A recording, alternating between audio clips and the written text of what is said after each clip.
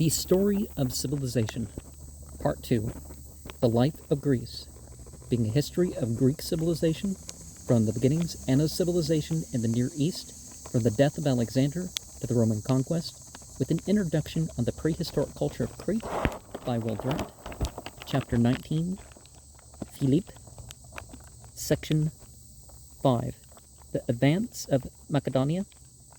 While Timalion was restoring democracy for its last respite in ancient Sicily, Philip was destroying it on the mainland.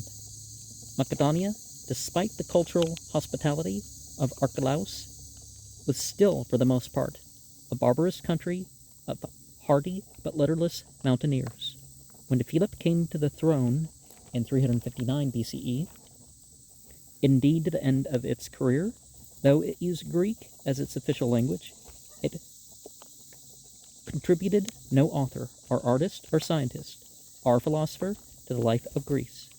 Having lived for 3 years with the relatives of Epaminondas and Thebes, Philip had imbibed there a modicum of culture and a wealth of military ideas.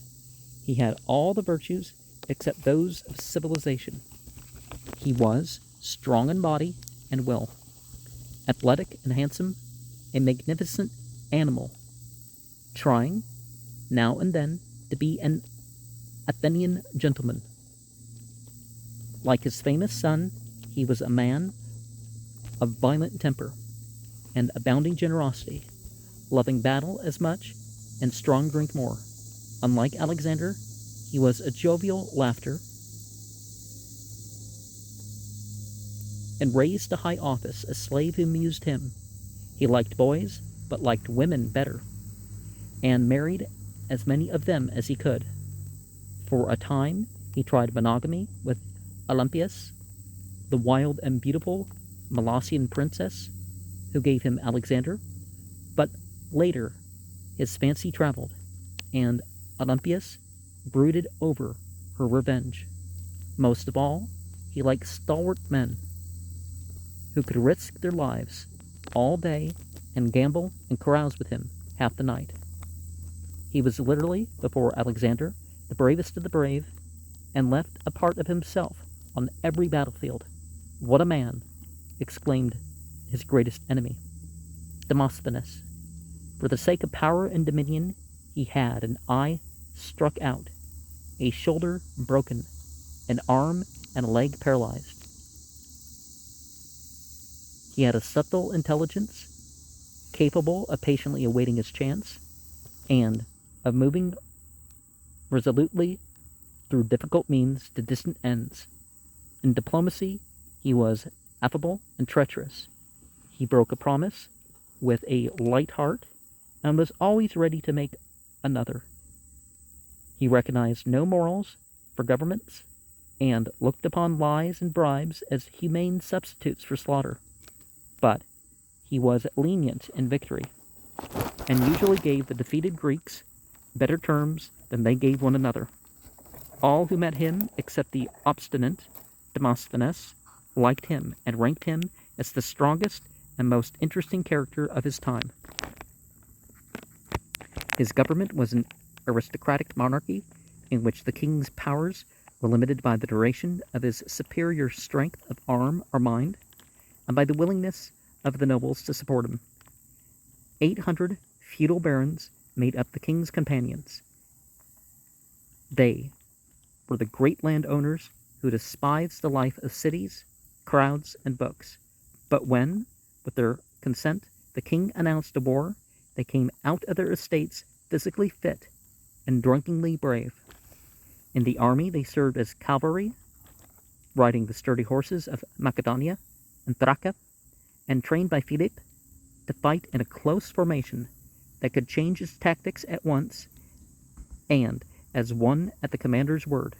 Besides these was an infantry of rugged hunters and peasants arrayed in phalanxes, 16 rows of men pointing their lances over their heads, or resting them on the shoulders of the rows ahead of them, making each phalanx an iron wall. The lance, 21 feet long, was weighed at the rear, so that when held aloft, it projected 15 feet forward. At each row of soldiers marched 3 feet before the next.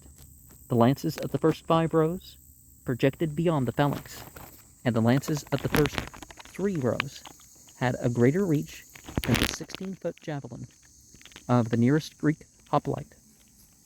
The Macedonian soldier, after hurling his lance, fought with a short sword and protected himself with a brass helmet, a coat of mail, greaves, a lightweight shield. Behind the phalanx came behind the phalanx came a regiment of old-fashioned archers who shot their arrows over the heads of the lancers. Then came the siege train with catapults and battering rams, resolutely and patiently playing Frederick William I to Alexander Frederick. Philip drilled his army of 10,000 men into the next powerful fighting instrument that Europe had yet known. With this force, he was determined to unify Greece under his leadership. Then, with the help of all Hellas, he proposed to cross the Hellespont and drive the Persians out of Greek Asia. Remember, our word Asia comes from that one region